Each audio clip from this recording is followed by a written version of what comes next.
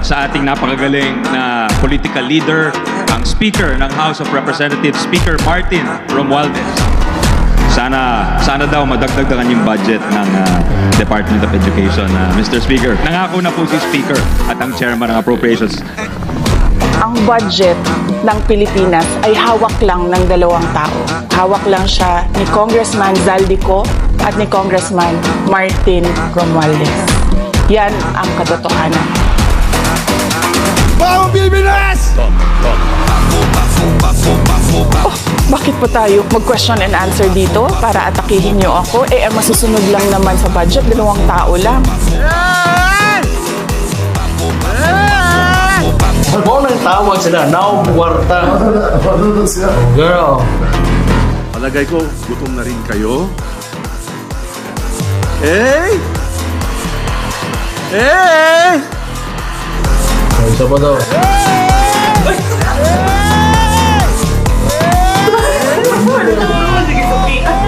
Madam Vice President, it seems that there's this great plan against you talaga to destroy you. Narinig din namin na merong defunding.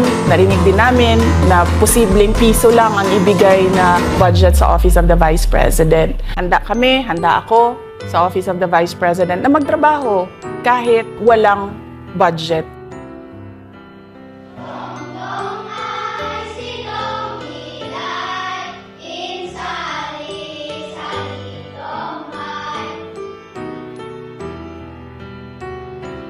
Masasabi ko sa mga katulad ninyo na alam mo yung feeling na hindi ka maaabot, yung feeling na ang layo-layo mo tapos narinig namin na si OVP pupunta dito.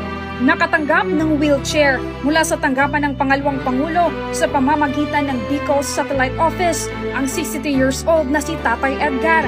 Maraming salamat po na nagkaroon ng office dito sa Bicol. Marami pa ang matulungan nyo. Sa kabuuan, 100 na mga wheelchair na ipinamahagi sa Albay, Camarines Norte, Camarines Sur, Catanduanes, Masbate at Sorsogon.